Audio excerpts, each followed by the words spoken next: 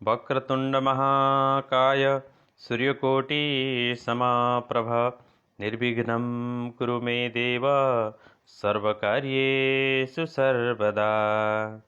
अखण्डमण्डलाकारं व्याप्तं येन चराचरं तत्पदं दर्शितं येन तस्मै श्रीगुरवे नमः।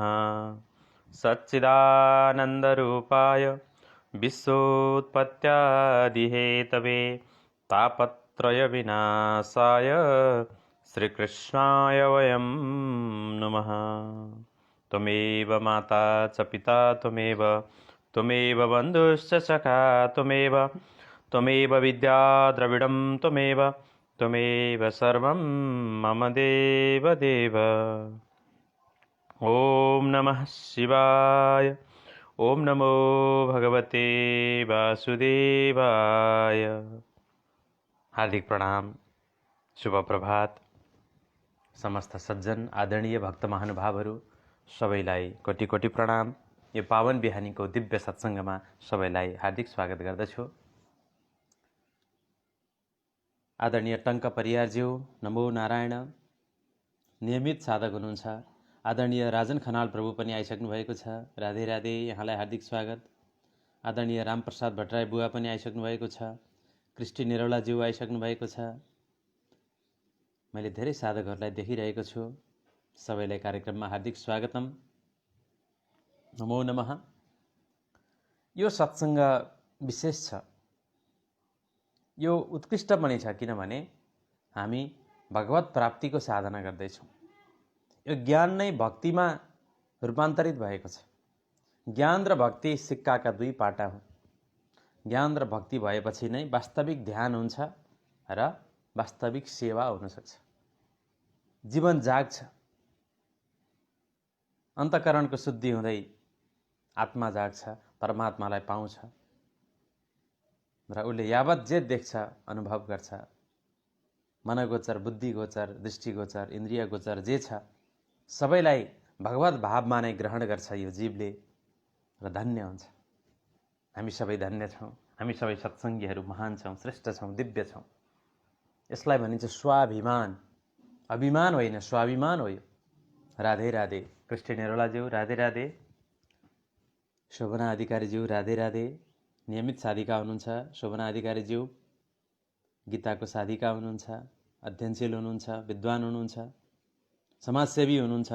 यहाँका धेरै उपमा छन्। मुख्य कुरो भगवानको भक्त हुनुहुन्छ। मन्जु थापा माताजी राधे राधे, रामप्रसाद बुवा, राम भट्टराई बुवा राधे राधे, हार्दिक नमन। यहाँको परिवार नै आध्यात्मिक छ।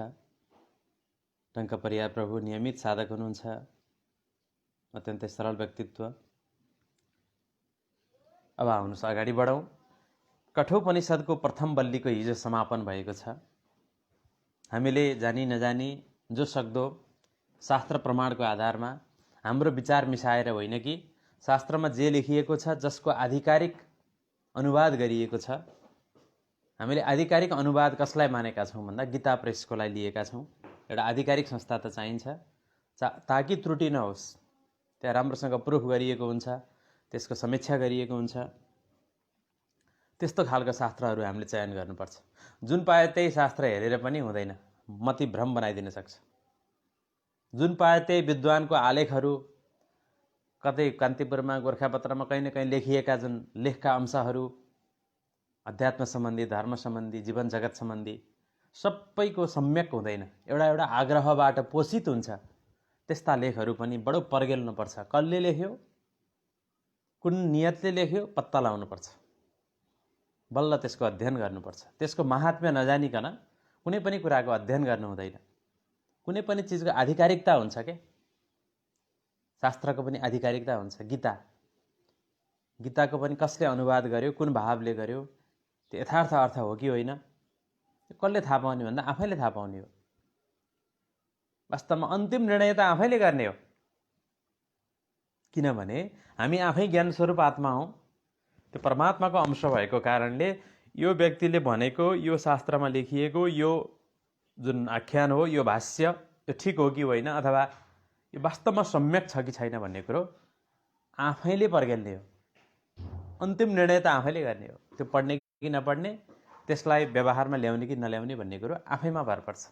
अन्तिम सत्य त आफैभित्र छ, परमात्मा।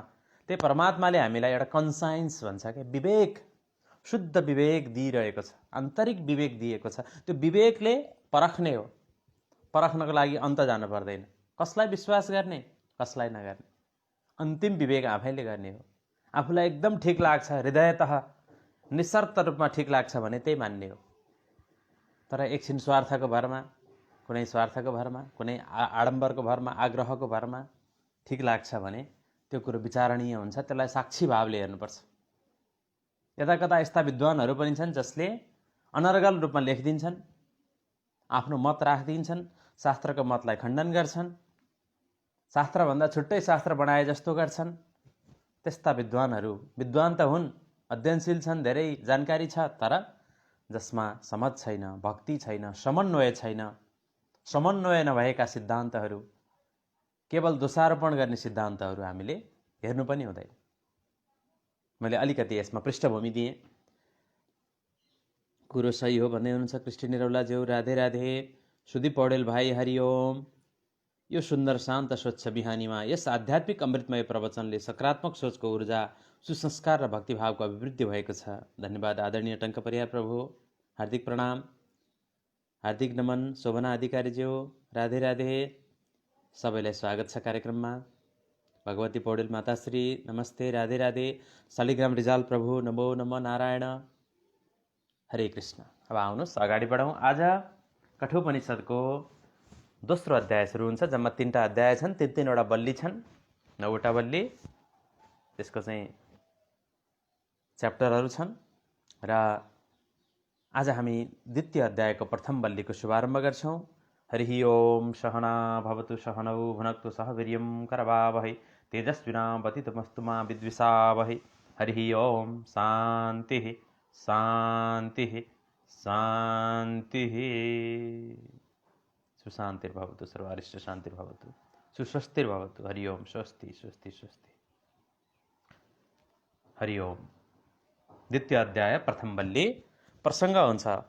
एउटा मन्त्र र अर्को मन्त्रको प्रसङ्ग हुन्छ। कुन प्रसङ्गमा त्यो मन्त्र भनिएको हो भन्ने कुराको पनि उपनिषदमा हेर्नुपर्छ। कहिलेकाहीँ बिना प्रसङ्ग कसैले ए वेदमा त यस्तो लेखेको रहेछ, गीतामा भागवतमा यस्तो लेखेको रहेछ भने एउटा श्लोक मात्रै टपक्क टिपेर ल्याउँछ र त्यसको अपव्याख्या गरिदिन्छन् कोही व्यक्तिहरूले। अपव्याख्या गरिदियो भने त्यो घातक हुन्छ। त्यसले जिज्ञासुहरूलाई बढारिदिन्छ, हल्लाइदिन्छ। जसको ज्ञान दृढ भएको छैन, पुरा बुझेको छैन, उसलाई विचलित बनाइदिन सक्छ। त्यस्ता अपव्याख्याहरू हामीले पढ्नु हुँदैन। क्रमसँग त्यसको पृष्ठभूमि के हो, पृष्ठभूमि सहितको मन्त्र श्लोकहरूलाई हामीले जान्दा राम्रो हुन्छ। कि त्यस्तो जानेको व्यक्तिबाट सुन्नु पर्यो, कि त्यसरी जानेको राम्रो। त्यसको अगाडि पछाडिका मन्त्रहरू श्लोकहरू पनि हेर्नुपर्छ। त्यो मात्रै हेरेर त्यसको मात्रै व्याख्या गर्यो भने गलत हुन्छ। एउटा सम्प्रदायमा मलाई परेको छ, पहिला मैले पनि त्यहाँ गरेँ, कहीँ विष्णु देवता भनेको छ, चन्द्रमा देवता, विष्णु देवता, रुद्रो देवता, आदित्य देवता भन्ने एउटा देवता भन्ने प्रसङ्गको मन्त्रहरूमा आउँछ। त्यो देवता भनेको त्यो इन्द्र जस्तो देवतालाई भन्न खोजे होइन। त्यहाँनिर विष्णुलाई त देवता भनिँदो रहेछ वेदमा। वेदमा विष्णुलाई देवता भनिँदो रहेछ, शिवलाई परमात्मा भनिँदो रहेछ भनेर विष्णु चाहिँ देवता हो, अरू चाहिँ शिव मात्रै हो परमात्मा भनेर शिवको मात्रै व्याख्या गरियो एक ठाउँमा। त्यो देखेको भरमा, जबकि उसलाई वेदमा अन्त कहाँ के छ केही थाहै छैन। न उसलाई वेद पढ्न आउँछ, न पढेको छ कहिले, न सुनेको छ कहिले। यति सुनेको भरमा कसैले विष्णु देवता भनिदिएको भरमा उसले अपव्याख्या गरेर ए विष्णु त सामान्य देवता हो, विष्णु भने केही होइन, हामी जस्तै मान्छे हो भनेर भनिदियो। हाम्रो गुरु नै विष्णु हो भनिदियो। ल हेर्नुहोस्, यस्तो खालको अपव्याख्याहरू साम्प्रदायिक अल्पज्ञानहरू हुन्छन्। कहीँ कतिपय सम्प्रदाय भन्दा पनि पन्थ, सम्प्रदायमा त अलि विस्तृत ज्ञान, एउटा ज्ञानको चाहिँ पुरा शाखा हुन्छ। त्यहाँनिर ज्ञानको आद्योपान्त विवरण सम्प्रदायमा हुन्छ। पुरै ब्रह्मतत्त्वको आद्योपान्त अर्थपञ्चकको विश्लेषण हुन्छ, व्याख्या हुन्छ। तर कतिपय पन्थहरूमा चाहिँ सीमित घेरा हुन्छ के, अनि उनीहरूले सही खालको विवेचन गर्न सक्दैनन्। त्यस्ता कुराहरू सुन्नु हुँदैन। अब यो प्रसङ्गमा के भन्नुहुन्छ त भन्दाखेरि यमराजले एउटा प्रसङ्ग आउँछ। शालिग्राम रिजाल प्रभु ओम नमः शिवाय त्र्यम्बकं यजामहे सुगन्धिं पुष्टिवर्धनम् उर्वारुकमिव बन्धनान् मृत्युर्मुक्षीयमामृतात्। ओम नमः शिवाय। हर हर महादेव। आज सोमबार पनि हर हर महादेव। राममणि दुवाडी प्रभु नमो नमः। नमो नारायण। अत्यन्तै प्रेरक साधक व्यक्तित्व हुनुहुन्छ, प्रणाम। हामीलाई पनि ऊर्जा भरिदिनुहुन्छ। अत्यन्तै साधक प्रेरक व्यक्तित्व शालिग्राम प्रभु, राममणि दुवाडी प्रभु, सबैलाई स्वागत छ कार्यक्रममा। राजन खनाल प्रभु हेर्दै हुनुहुन्छ, राधे राधे। अब आउनुहोस् यो प्रसङ्गलाई अलिकति चर्चा गरौँ। तृतीय बल्लीमा, जुन प्रथम अध्यायको तृतीय बल्लीमा यो भनियो कि त्यो परमेश्वर परब्रह्म परमात्मा सम्पूर्ण प्राणीहरूमा हुनुहुन्छ, वर्तमान हुनुहुन्छ, तर सबैले देख्दैनन्। सबैले यसलाई देख्दैनन्, परमात्मालाई देख्दैनन्, बुझ्दैनन्। कोही बिरला छन्, कोही साधकहरूले मात्रै सूक्ष्म बुद्धिद्वारा परमात्मालाई देख्न सक्छन्। तर यहाँनिर प्रश्न आउँछ कि जब त्यो ब्रह्म हामी आफ्नै हृदयमा छ भने, परमात्मा आत्माभित्रै छ भने, आत्माको भित्र बाहिर सर्वत्र तदन्तरस्य सर्वस्य तदु सर्वस्यस्य बाह्यत, सर्वत्र भित्र बाहिर टाढा नजिक चल अचल सबै रूपमा प्रतिष्ठित उही छ भन्ने त्यो परमात्मालाई आफ्नो बुद्धिको नेत्रद्वारा हरेक जीवले देख्नु पर्ने नि त। किन देख्दैनन्? कोहीले मात्रै किन देख्छन्? कोटोमी कोही में भी कोही, उसले मात्रै किन देख्छन् भन्ने प्रसङ्ग आउँछ। यो किन हो त? यसको चाहिँ जिज्ञासा पैदा हुन्छ नि यहाँ साधकहरूलाई, जिज्ञासुहरूलाई। पुरा मन्थन गरेर यो भाष्यकारले यसरी लेख्नु भएको छ। आदरणीय श्रीराम घिमिरे प्रभु हार्दिक नमन। हरिओम नारायण। डाक्टर श्रीराम घिमिरे कृषि मन्त्रालयमा नेपाल सरकारका सहसचिव हुनुहुन्छ। अत्यन्तै सरल साधक व्यक्तित्व, प्रेरक व्यक्तित्व। यहाँलाई कार्यक्रममा स्वागत छ। यस्ता साधक व्यक्तित्वहरूले हामीलाई ऊर्जा दिनुहुन्छ यहाँहरूको उपस्थितिले।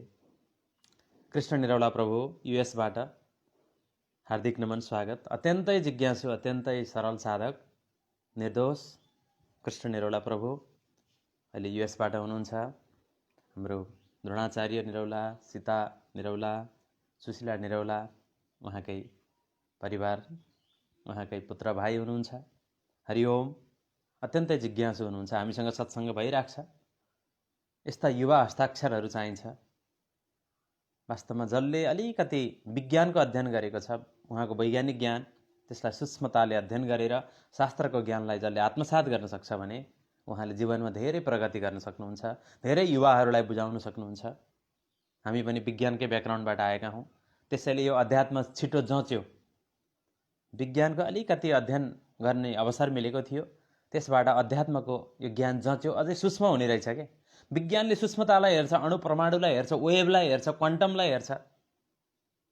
हामीले जुन क्वान्टम मेकानिक्सहरू हेरेका छौँ, पढेका छौँ जति थोर बहुत, त्यसले गर्दा यो सूक्ष्मता, आत्माको सूक्ष्मतालाई पनि बुझ्ने हामीलाई अवसर मिलेको छ। त्यसैले अझै विज्ञानका साधक, विज्ञानका विद्यार्थीहरूले त अध्यात्मलाई छिटो बुझ्न सक्छन्। कृष्ण निरौला प्रभु यहाँलाई स्वागतम। सीता द्रोण निरौला माताजी राधे राधे। हरिओम नमन। यहाँको परिवार नै अत्यन्तै आध्यात्मिक साधक, जिज्ञासु हुनुहुन्छ। अगाडि बढौँ। अब यहाँनिर यमराजले भन्नुहुन्छ कोहीले मात्रै किन देख्छन् त नि त्यो परमात्मालाई, सबैको समाजमा किन आउँदैन? थाहा छ त नि, शास्त्रले भनेको भनै छ, र पनि अनुभव किन हुँदैन? किन देखिँदैन परमात्मा? किन बोध हुँदैन त्यो प्रेमको? परमानुभूति किन हुँदैन? हामी सबैको साझा प्रश्न हो नि। मलाई थाहा छ, तर मैले थाहा भएर पनि थाहा पाउँदिनँ किन? थाहा भएर पनि मलाई अनुभव भएन, पुरा विश्वास भएन किन भन्ने प्रसङ्गमा यमराज बताउनुहुन्छ यसको कारण, रहस्य, जड के हो त भन्दा कठोपनिषद 2य अध्याय प्रथम बल्लीको प्रथम मन्त्र, पराञ्ची खानी व्यतीर्णत् स्वयम्भो तस्मात् पराङ पश्यति नान्तरात्मन् कश्चित् धीरः प्रत्यगात्मानमैक्ष दावृत चक्षुरमृतत्वमिच्छन्। यहाँनिर भन्नुहुन्छ यमराज, यो मन्त्रको भावार्थ के हो त? हामी शब्द शब्द पाइ केलाउन चाहँदैनौँ, त्यो सामर्थ्य पनि हाम्रो छैन। हामी भावार्थमा जान्छौँ। स्वयं प्रकट हुनेवाला परमेश्वरले स्वयं प्रकट, स्वयम्भू जो सनातन नित्य छ, जो नित्य छ, नित्य शुद्ध बुद्ध मुक्त सर्वज्ञ सर्वसमर्थ सर्वान्तर्यामी सर्वस्वरूप छ, त्यो नित्य निरञ्जन निराकार साकार समग्र रूप, त्यो वासुदेव स्वयम्भू जसलाई कसैले प्रकट गर्न पर्दैन, आफै नित्य प्रकटित छ, त्यो परमात्माले समस्त इन्द्रियहरूको द्वार, बाहिरतिर जानेवाला पराञ्ची व्यतीडन बनाएको छ।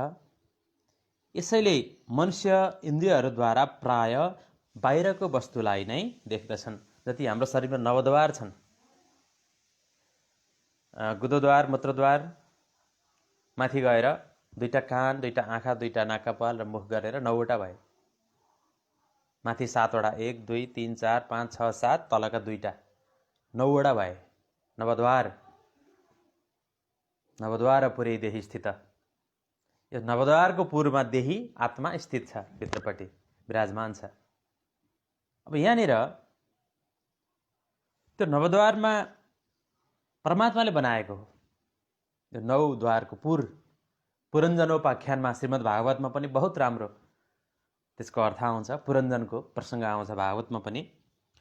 यो समस्त इन्द्रियहरूको द्वार बाहिर जानको लागि नै बनाएको छ परमात्माको सृष्टिमा। यसैले स्वभावतः प्राकृतिक रूपमा नै जीव अथवा मनुष्य बाहिरको वस्तुहरूलाई नै देख्छ। पहिलोचोटि उसले देख्यो भने बाहिर नै देख्छ। आँखा खोल्दा बित्तिकै बच्चाले पनि पहिला गर्भमा हुँदा त आँखा खुलेको थिएन, भित्र देख्थ्यो। आफ्नो जन्मजन्मको संस्कारहरूलाई पहिलो जन्मको गर्भगीतामा आउँछ नि त्यो कुराहरू। गर्भगीतामा बहुत गहिरो छ, गर्भगीता पढ्न सकिन्छ। उसले गर्भमा पहिलो जन्मको कुराहरू सम्झिन्छ अनि परमात्मालाई पनि बोध गर्छ, देख्छ। त्यहाँ परोक्ष अपरोक्ष रूपले परमात्माको पनि बोध गर्छ र प्रार्थना गर्छ हात जोडेर, हे प्रभु मलाई बाहिर मात्र निकालिदेऊ, म अब फेरि यसरी गर्भको जेलमा आउने पुरुषार्थ गर्दिनँ, म मुक्त हुन्छु प्रभु, म तिमीले भनेको मान्छु भनेर परमात्मालाई बडो बिन्ती गर्छ त्यो जीवले। तर बाहिर आउने बित्तिकै पहिला आँखा खुल्छ, तेस्रो नेत्र खुल्दैन, बाहिरको चक्षु नेत्र खुल्छ। बाहिर देखेपछि त्यसको ज्ञान त गर्भमा दृढ भएको हुँदैन, पछुतो मात्रै हुन्छ, पश्चाताप मात्रै भएको हुन्छ। तर बाहिर आएपछि फेरि भुल्छ, पूर्णता त छैन उसमा, अपूर्ण छ जीव। भ्रम प्रमाद विप्रलिप्सा र करुणापाटव 4वटा दोष छन्, इन्द्रियजन्य दोष। यो स्वाभाविक प्राकृतिक दोष हो। मायाको पर्दाले जो छेकेको छ, त्यो मायाको पर्दालाई पर्दा हो भनेर जान्ने, माया हो भनेर जान्ने, अज्ञान हो भनेर जान्ने कुरो पनि उसले जानेको छैन। जानेको भए त भ्रममा पर्थेन। सबै सुखदेव महाराज त हुँदैनन् जन्मने बित्तिकै ज्ञानी भएर हिँड्ने, जन्मने बित्तिकै वैराग्य धारण गरेर हिँड्ने। सुखदेव त सबै छैनन्, प्रहलाद सबै छैनन् जो गर्भबाटै नारायणको भक्ति सिकेर आएको छ। पुरा जन्मदा पनि नारायणको भक्त त्यस्तो छैन। सुखदेव जस्ता ब्रह्मज्ञानी त सबै हुँदैनन्, अष्टावक्र जस्ता ज्ञानी त सबै हुँदैनन्। त्यो त प्रारब्ध श्रेष्ठ चाहिन्छ, सत्कर्म श्रेष्ठ चाहिन्छ, साधना गरेको पहिल्यै हुनुपर्छ। त्यसैले गर्दा यो जीव चाहिँ बाहिरको वस्तुलाई नै पहिला देख्छ, पराङ्मुख हुन्छ र अन्तरात्मालाई उसले देख्दैन। कुनै भाग्यशाली बुद्धिमान मनुष्यले नै अमर पद पाउने इच्छा गर्दछन्। जन्मेर संसारमा आइसकेपछि पनि केवल इन्द्रियको शब्द स्पर्श रस रूप गन्ध पञ्चतन मात्रामै आफूलाई अनुरक्त बनाउँछन्, आसक्त बनाउँछन् र उनीहरूले अमृत तत्त्वबाट वञ्चित हुन्छन्। यो दोष कसको हो त? दोष परमात्माको होइन, जीवको आफ्नै हो, आफ्नै अपूर्णता हो, त्यो आफ्नै स्वाभाविकता हो। त्यो स्वाभाविक हो। फेरि अज्ञान पनि स्वाभाविक हो। सुरुमा अज्ञान माया यो भ्रम जीवले आफै बनाएको हो त? सुरुमा होइन, स्वाभाविकता हो। यो स्वाभाविकता हो।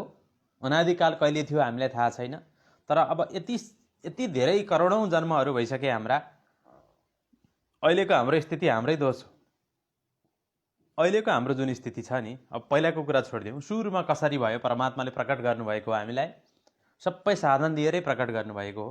हाम्रो स्थिति शुद्ध थियो होला पहिला, तर बिस्तारै हामी यो सृष्टि लीलामा आउँदा हामीले धेरै त्यो अनात्म वस्तुलाई आत्मबोध गऱ्यौँ, आत्मभाव गऱ्यौँ, अनात्म वस्तुमा देहमा देही भाव गऱ्यौँ। त्यसैले गर्दा हामी अमर पदबाट वञ्चित भइरहेका छौँ। अब अहिलेसम्मको दोष हाम्रै हो, हाम्रै अपूर्णता हो, हाम्रै कमजोरी हो। कसको? शरीरको कमजोरी होइन, मनबुद्धिको कमजोरी पनि होइन, हामी आफ्नै स्वयं जीवको कमजोरी हो। अब हामी आफै सतर्क हुनुपर्छ र सतर्क भएका कोही भाग्यशाली कश्चित धीर प्रत्यगात्मनमैक्षः दावृत चक्षुर मृतत्वमिच्छन्। अर्थात् कुनै बुद्धिमान मनुष्यले नै अमरपदको पाउने इच्छा गरेर चक्षु आदि इन्द्रियलाई बाह्य विषयबाट हटाएर, विषयको रसबाट चक्षु आदि इन्द्रियहरूलाई हटाएर अन्तरात्मालाई देख्दछन्। कोहीले कोटोमे कोही हिरा र पत्थर छुट्याउने कोही हुन्छन्, नत्र सबै चम्किनेहरू हिरा हुँदैनन्। चम्किनेलाई सबैले हिरा मान्छन्, सुन मान्छन्। All glitters are not gold भनेको छ नि। चम्किने जति सबै सुन हुँदैनन्, चाँदी हुँदैनन्, हिरा हुँदैनन्। त्यो ठम्म्याउनुपर्छ। यही छ हाम्रो आम मान्छेको यहाँ समस्या। जड कुरो यहीँनिर छ कि सत्सङ्ग बिना मुक्ति हुँदैन, गति हुँदैन। सत्सङ्ग बिना सुमति नहोई। सत्सङ्ग बिना सुमति हुँदैन, मुक्ति हुँदैन, भक्ति पनि हुँदैन। सत्सङ्ग निरन्तर चाहिन्छ। हामीलाई के लाग्छ? यो शरीर, हाम्रा सम्बन्धी, हाम्रा आफन्त नै सर्वस्व हुन् जस्तो लाग्छ के? हाम्रो संसारै यही हो जस्तो लाग्छ। हामी सीमित संसारमा बाँधिएका छौँ। वास्तवमा यो अज्ञान बाहेक केही पनि होइन। सिधा शब्दमा भन्नुपर्दा यो अज्ञान नै। अज्ञानले बाँधेको हामीलाई। यो शरीर त आफू होइन भने शरीरको सम्बन्धी आफ्नो हुन्छ, यो टिक्छ। आफ्नै शरीरको भरोसा छैन। हजुरबुवा पहिला जान्छ कि नाति पहिला जान्छ थाहा छैन। नाति पहिला जान सक्छ। कसैको कुनै ठेगाना छैन। कालको, परिस्थितिको कुनै ठेगाना हुँदैन। निश्वासो नहि विश्वासो कदा रुद्धो भविष्यति। मा कुरु धनजन यौवनम गौरवम निमिषथ हर एष काल सर्वम। एक निमेषमा कालले हरण गर्न सक्छ। अघि पछि कसैले भन्दैन भने जुन कुरा हाम्रो बसमै छैन अनि हामीले आफ्नो आफ्नो भन्छौँ। सबभन्दा भरोसा नभएको त यो शरीर हो। कतिखेर के हुन्छ थाहा छैन। बरु परिस्थितिलाई अलिअलि हामीले कन्ट्रोल गर्न सक्छौँ। बिग्रिएकोलाई अलिअलि बनाउन सक्छौँ। गाडीलाई, यन्त्रलाई बरु हामीले आफ्नो कब्जामा राख्न सक्छौँ। तर आफ्नै यो शरीरलाई हामीले सक्दैनौँ के? हाम्रो होइन, यो निमित्त हो। निमित्त हो, ईश्वरको अमानत हो, नासो हो यो। त्यही भएर मुख्य कुरो अज्ञान यहीँनिर छ कि हामीले शरीरलाई आफू भन्छौँ के? मुख्य आत्मा के हो, शरीर के हो भन्ने कुरो छुट्याउन नसक्दा नै जीवले ब्रह्मलाई देख्न सक्दैन, परमात्मालाई देख्न सक्दैन। पहिला आत्मालाई देख्न पर्यो नि। आफू आत्मालाई देख्नु भनेको आँखाले यहाँ सर्लक्क झलल्ल देख्ने भनेको होइन, अनुभव गर्ने, सत्तालाई अनुभव गर्ने, द्रष्टालाई अनुभव गर्ने। म शरीर होइन, यो शरीरलाई देख्नेवाला। यो शरीरमा जुन वृद्धि विकास आफसे आफ नेचुरल्ली भएको छ। प्रकृत्यै क्रियमाणानि गुणकर्माणि सर्वश। प्रकृतिले गुणकर्महरू आफैले परिचालित गर्छ। सत्व रजो तम तिनै गुण चाहिन्छ। तिनै गुणलाई युज गरेर शरीरको वृद्धि विकास हुन्छ। जस्तो कि कहिलेकाहीँ सङ्घर्ष बाँच्नलाई गर्नु पर्यो भने तमगुण प्रयोग गर्नु पर्यो। क्षणिक रिस चाहियो। सन्तानोत्पादन गर्नको लागि काम शक्ति चाहियो, रजोगुण चाहियो त्यहाँनिर होइन। विद्या आर्जन गर्नु पर्यो, विनयशील बन्नु पर्यो, ज्ञान चाहियो भने सत्वगुणलाई बढाउनु पर्यो। बिना सत्वगुण ज्ञानको धारण हुँदैन। सद्बुद्धि आउँदैन सत्वगुण नभइकन। सद्बुद्धि अडिँदैन। रजोगुण नभइकन प्रजनन कार्य, सृष्टि कार्यहरू हुँदैन। त्यो पनि चाहिन्छ। तमोगुण पनि कहिलेकाहीँ चाहिन्छ, युज गर्नुपर्छ। त्यो नगरिकन काम साध्य हुँदैन। जीवनमा सङ्घर्ष गर्न सकिँदैन। तर तत्त समयमा मात्रै गुणहरूलाई प्रयोग गर्ने हो। तर सधैँ त्यो गुणले आच्छादित भइराख्ने चाहिँ होइन। सधैँ समातेर बस्ने होइन। चाहिएको बेलामा युज गर्ने अनि बिदाई गरिदिने। चाहियो भने फेरि बोलाउने। साथीभाइलाई नि हामीले चाहिँदा फोन गर्छौँ, नत्र अरू बेलामा सम्झेर बस्दैनौँ नि। त्यस्तै हो, गुणलाई यसरी प्रयोग गर्ने हो। तिनवटा गुणलाई चाहिएको बखतमा प्रयोग गर्ने, नचाहिँदाको बखतमा बिर्सिदिने। चाहिँदा सम्झिने, नचाहिँदा बिर्सिने। यो गुणलाई, किनकि त्यो जड हो। त्रिगुणहरू जड हुन्। तर सम्झिराख्नुपर्ने आफ्नो चाहिँ को हो त? यो व्यक्ति होइन, शरीर होइन। आफ्नो भनेको चाहिँ परमात्मा हो। म परमात्माको हुँ, परमात्मा मेरो हो। यो शरीर पनि म होइन। शरीरलाई नि सम्झिराख्ने होइन हामी सुत्दाखेरि चाहेर पनि शरीरलाई सम्झिन सक्दैनौँ। शरीरको उहापोहाबाट मुक्त हुनकै लागि हामी शयन गर्छौँ। अब चाहिएन मलाई यो स्थूल संसार, अब हामी मानसिक संसार सपनाले पनि दिक्क बनाउँछ, चाहिँदैन मानसिक संसार पनि। केवल आत्मा भए पुग्छ, आत्मस्थित भए पुग्छ। आत्मिक आनन्दमा डुब्नको लागि हामी सुत्ने हो। हामीले दिनदिनै नजानेर पनि साधना गरेका छौँ, सुसुप्तिको अवस्थामा जान्छौँ, गाढा निन्द्रामा मस्त सुत्न पाए हुन्छ, तन मनको होस हवास हुँदैन हामीलाई। त्यस्तै अवस्था कर्म गर्दा गर्दै पनि योगको अवस्था भयो भने, आत्माको अनुभूति परमात्माको बोध भइराख्यो भने परम शान्ति र आनन्द भइराख्छ। जाग्रत अवस्थामै त्यो गुणातीतिको अनुभव हुन्छ, सम्भव छ। त्यसको लागि सत्सङ्ग बेगर अर्को कुनै उपाय नै छैन। सत्सङ्गबाट, यस्तै सत्सङ्ग परिचर्चाहरूबाट हाम्रो आत्मजागृति हुनसक्छ। यसको कुनै विकल्प छैन। सत्सङ्ग नै प्रमुख छ। भगवान रामले पनि गुरुबाट सिक्नुभयो। एउटा मर्यादा पुरुषोत्तम भएर आएर वशिष्ठबाट, जसलाई महागीता भनिन्छ, त्यो योग वासिष्ठ सिक्नुभयो। योग वासिष्ठको ब्रह्मज्ञान प्राप्त गर्नुभयो। म ब्रह्मस्वरूप हुँ, संसार मेरो सङ्कल्पमा स्थित छ, होइन? तरवपो हि जीवन्ति जीवन्ति मृगवेक्षिण सजीवती मनो यस्य मननेनोपजीवति। होइन, वृक्ष पशु पक्षी चराचुरुङ्गी बाँचेकै छन् त, सबै कुरो बाँच्छन्। मनको सङ्कल्पले बाँच्ने हो, सङ्कल्प अनुसार कर्म हुने हो, त्यो स्वाभाविकतामा चल्छ। सङ्कल्प पनि स्वाभाविक होस्, तिमी हौ ब्रह्मस्वरूप, आत्मस्वरूप, भगवत स्वरूप हौ भनेर योग वासिष्ठले भगवान रामलाई, राम तिमी नै ब्रह्म हौ, तिमी ब्रह्मस्वरूप हौ भनेर बारम्बार ज्ञान दिनुभएको छ। भगवान राम पनि मान्छे जस्तो भनेर।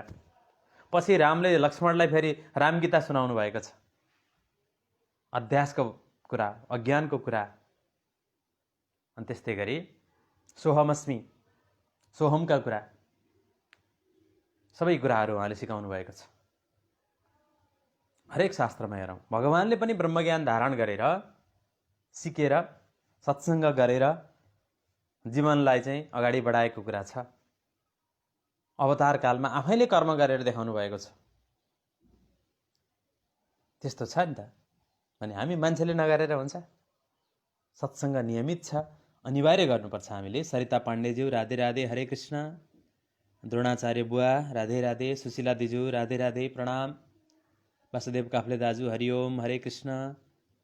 जय शिवशङ्कर गुरुदेव भन्नुभएको छ द्रोणाचार्य बुवाले।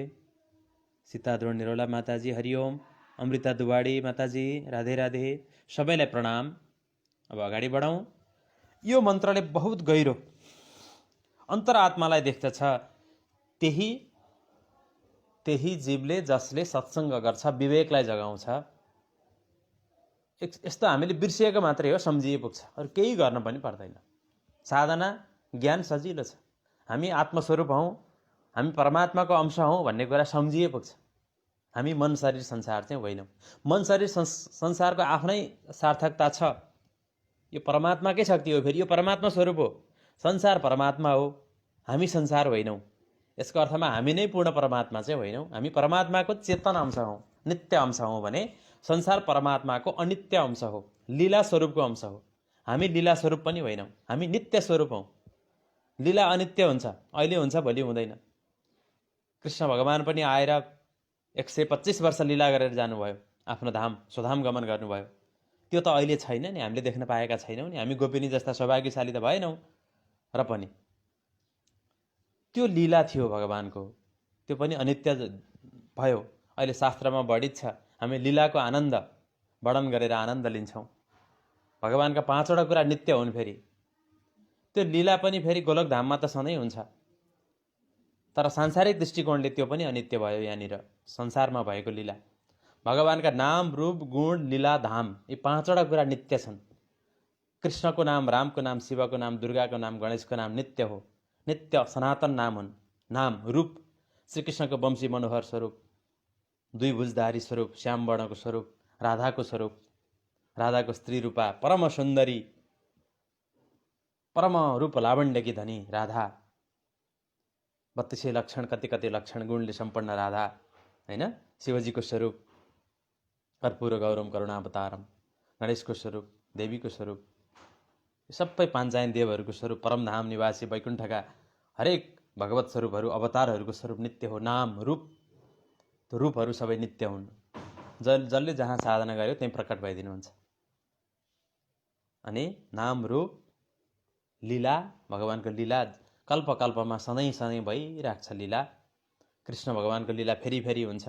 गोलोकधाममा पनि त्यो रासलीला भइरहेको छ, बाल लीला भइरहेको छ, त्यो पनि फेरि फेरि भइरहेको छ। फेरि अर्को कल्पमा, अर्को युगमा, अर्को चतुर्युगमा भगवान फेरि आउनुहुन्छ निश्चित रूपमा। लीला पनि नित्य हो। नाम रूप लीला गुण, भगवानका गुण के हो त? भक्त वात्सल्यता, कारुण्य, अकारण कारुण्य, मैत्री, प्रेमी, सबै पञ्चभावमा जुन भगवानको शान्त भाव, दास्य भाव, सख्य भाव, वात्सल्य भाव, माधुर्य भावमा जुन भगवानको गुण, सच्चिदानन्द, प्रेम, आनन्दको सबै गुणहरू, दिव्य गुणहरू छन्। ती निर्गुण होइनन्, ती सगुण तर दिव्य, दिव्य सगुण भगवानको गुणहरू नित्य हुन्। अनि धाम, भगवानको धाम, परम धाम, वैकुण्ठ धाम, गोलोक धाम, जति पनि धामहरू छन् ती भगवानका धामहरू पनि नित्य हुन्। यी पाँचवटा कुराको चिन्तन गरिराख्यो भने अटोमेटिक ध्यान भयो, अटोमेटिक योग भयो, अटोमेटिक भक्ति भयो। नाम रूप लीला गुण धाम, यी पाँच कुरा भगवानका पञ्चस्वरूप याद गरिराख्ने, सम्झिराख्ने। हरे कृष्ण। अब दोस्रो मन्त्रमा जाउँ। द्वितीय अध्यायको प्रथम बल्लीको दोस्रो मन्त्रमा जाउँ। निरा न्यौपानेज्यू राधे राधे, प्रणाम। सुशीला निरोला दिजू, टुक प्रसाद न्यौपाने दाजु राधे राधे, सीता भट्टराई माताजी राधे राधे, सबैलाई स्वागतम कार्यक्रममा।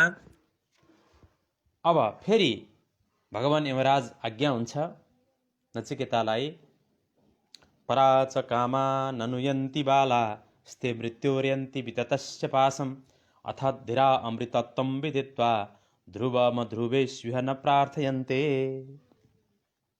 यो मन्त्रमा जो मूर्ख, यसको भावार्थ के हो? जो मूर्ख बाह्य भोगहरूको अनुसरण गर्दछ, बाह्य भोगमै आसक्त रहन्छ, उसैमा रचापचा रहन्छ, ती सर्वत्र फैलिएको मृत्युको बन्धनमा पर्दछन्। मृत्युको जालो यसरी बेछिएको छ नि, जहाँ पनि मृत्युको जालो छ, कहीँ कोही गए पनि बच्न सक्दैन। परीक्षितलाई बचाउनको लागि पुरा तैनाथ पाले पहरा दिएर कोही छिर्न नसक्ने, एउटा चर प्वाल पनि सर्प छिर्न नसक्ने, तक्षकनाग नछिरोस् भनेर उहाँका चाहिँ परिवारका सदस्यहरूले, राज परिवारका सैनिकहरूले बचाउने प्रयास त गरे। तर एउटा फुलमा, फुल त भगवानलाई चढाउनको लागि दिइन्छ, फुलमा सर्प कसरी जान्छ? कसैलाई होस भयो र? फुलमा किरोको रूप, सानो किरोको रूप लिएर फुलबाट भित्र पसेर फेरि प्रकट भएर डसेर मारिदियो। मृत्युको जालो हेर्नुहोस् त, जो हुनेवाला छ, हुनेहार दैव नटार, त्यो भएरै छाड्छ। यस्तो छ। यो पुरा बाह्य भोगको अनुसरण गर्दछन् ती मनुष्यहरू सर्वत्र फैलिएको मृत्युको बन्धनमा परिहाल्छन्। मृत्यु निश्चित छ। मृत्युलाई स्वीकार्नु पनि के हो त? 7 दिनमा मर्नु नै थियो परीक्षितलाई। मृत्युलाई स्वीकार्नु पनि के थियो त? त्यो ज्ञान हो, सहजता हो। त्यहाँ झन् आनन्द छ। त्यहाँनिर मृत्युरूप भगवानसँग आलिङ्गन गर्न पाउनु, यमदेवको दर्शन पाउनु, अनि परमधामको यात्रा त भइहाल्छ। भगवानको भक्त भएपछि नर्क त देख्नै पर्दैन, नर्कको मुख हेर्नै पर्दैन। भगवान रामचन्द्रका पूर्वज हुनुहुन्थ्यो राजा खड्वाङ्ग, रघुवंशका एकजना महाराज।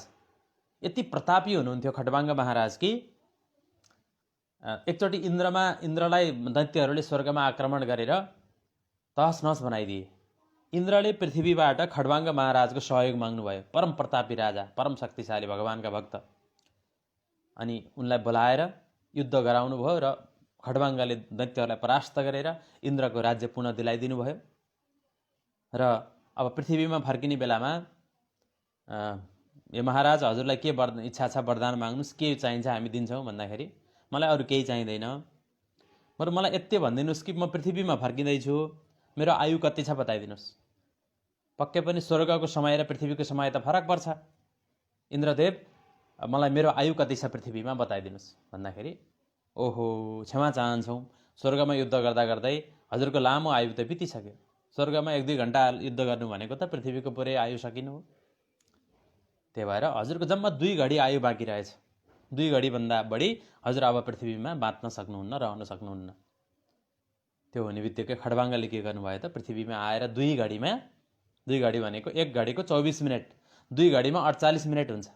जम्मा 2 घडीमा 48 मिनटमा पुरा आफूलाई ध्यानमा राखिदिनु भयो, सबै राजपाट छोडिदिनु भयो, सबै तम शरणम गरेर सबै अरूलाई छोडिदिएर टक्क ध्यानमा बस्नुभयो।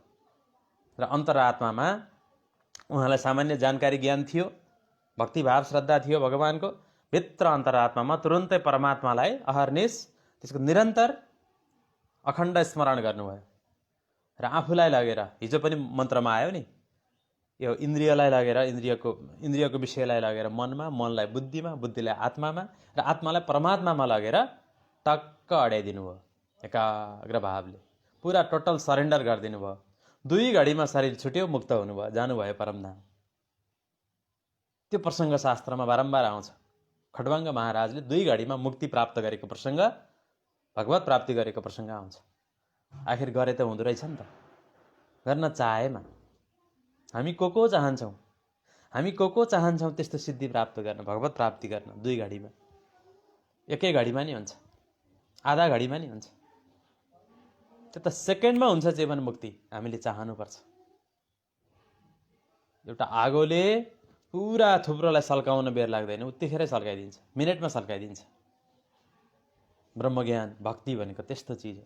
एकचोटि प्राप्त गरिसकेपछि, एकचोटि आत्मबोध भएपछि त्यो अच्युत पदबाट कहिले च्युत हुनै पर्दैन। त्यो ध्रुव पद हो, त्यो आत्मबोध, त्यो परमात्माको प्राप्ति ध्रुव पद हो। पुरा सरेन्डर गरिदिने आफूलाई, सकियो। सबभन्दा ठुलो सरेन्डर। जानेर बुझेर पार लाग्दैन, सरेन्डरै गरिदिने हो, शरणागतै हुने हो, आत्मनिवेदनै गर्ने हो। नवदा भक्तिको अन्तिम बिन्दु भनेको आत्मनिवेदन हो, पूर्ण शरणागति हो। भक्तिको प्रमुख अन्तिम अङ्ग भनेको शरणागति हो। यसरी त्यो मूर्ख पुरुष चाहिँ मृत्युको पासमा बन्धनमा पडिरहन्छ, किन्तु धीर बुद्धिमान मनुष्य नित्य अमर पदलाई विवेकद्वारा जानेर यो जगतमा अनित्य भोगमा कुनै पनि प्रकारले त्यो भोगलाई चाहँदैन, भोगमा फस्दैन। यसलाई भोगका साधनलाई युज गर्छ तर फस्दैन। यति कुरो बुझौँ है। अगाडि आजको लागि अब अन्तिम मन्त्र, तेस्रो मन्त्र कठोपनिषद 2 अध्यायको प्रथम वल्लीको तेस्रो मन्त्र। एन रूपं रसं गन्धं शब्दान् स्पर्शाश्च मैथुनान् एतेनैव विजानाति किमत्र परिशिष्यते एतद्वै तत् भन्ने मन्त्र छ। यहाँनिर यमदेव बताउनुहुन्छ, जसको अनुग्रहले मनुष्य शब्दलाई, स्पर्शलाई र रूप समुदाय, रस समुदाय, गन्ध समुदाय र मैथुन स्त्री प्रसङ्ग आदिको जुन प्रसङ्ग छ त्यो सबै प्रसङ्गलाई अनुभव गर्दछ।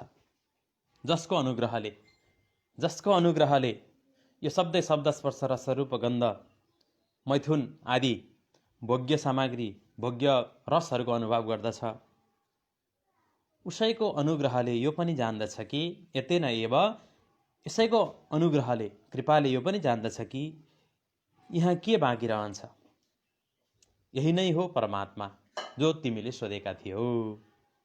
एतद्वै तत्। र त्यही एउटा तत्त्वको, त्यही परम पुरुषको अनुग्रहले जीवले यो पनि जान्न सक्छ कि यहाँ के रहन्छ शेष। यो सबै भोगेर सकिन्छन्, भोग्य सामग्रीहरू असीमित छैनन्, सीमित छन्। भोग्यो सकियो, त्यो रहँदैन। र बाँकी के रहन्छ, जुन तत्त्व बाँकी रहन्छ, शेष रहन्छ, यो वशिष्येत सोऽस्म्यहम्, यो चतुश्लोकी भागवतमा प्रथम श्लोकमा आउँछ। पश्चादहम यदि तच्च यो वशिष्येत सोऽस्म्यहम्। अन्तिममा जे थिग्रिन्छ, जे रहन्छ नि सृष्टिमा, यो जुन प्रलय हुन्छ, जीवन हुन्छ, यसको पश्चातमा जे रहन्छ, जे अवशिष्ट रहन्छ त्यो मै हुँ भनेर भगवानले भन्नुभएको छ। र त्यही तत्त्व चाहिँ त्यही हो परमात्मा। एतद्वै तत्, जुन अवशिष्ट रहन्छ, परिशिष्यते एतेनैव विजानाति किमत्र परिशिष्यते। त्यही परमात्माको कृपाले थाहा हुन्छ कि उसैले भोग दिने हो। वास्तवमा यो भोग दिने पनि उसैले हो। अब यो योग दिने पनि उसैले हो, क्षणिक सुख दिने पनि उसैले हो, नित्य सुख दिने पनि उसैले हो। क्षणिक परिवारको क्षणिक सुख, भोगको रसको नित्य सुख, क्षणिक सुख दिने पनि उसैले हो भने नित्य सुख दिने पनि उसैले हो। यो ज्ञान, ब्रह्मज्ञान, उपनिषदको ज्ञान, सत्सङ्ग गराउने पनि उही हो। कुनै व्यक्तिले यहाँ गराएको छैन। कसैको कुनै क्षमता केही छैन, हाम्रो केही क्षमता छैन, सबै उसैको क्षमता हो, यो उसैले गराएको हो। र जुन रहन्छ अन्तिममा उसैको कृपाले जुन हामीलाई बोध हुन्छ कि जे अन्तिममा थिग्रिनेवाला छ, जे रहनेवाला धरातल हो, त्यो अमर पद हो, ध्रुव पद हो, त्यो उही हो। तत्त्वमसि हरिओम तत्सत ओम तत्सत इति निर्देशो ब्रह्मणस्त्रिविध स्मृत भनेको छ। एतद् वै तत्, एतद् वै, यो नै हो, ऊ नै हो त्यो परमात्मा जो तिमीले मलाई सोधेका थियौ भनेर यमराजले बताउनुहुन्छ। परमात्मालाई यसरी देखाउनुहुन्छ उहाँले। ठ्याक्कै यही वस्तु हो भनेर यसरी देखाउन मिल्दैन परमात्मालाई।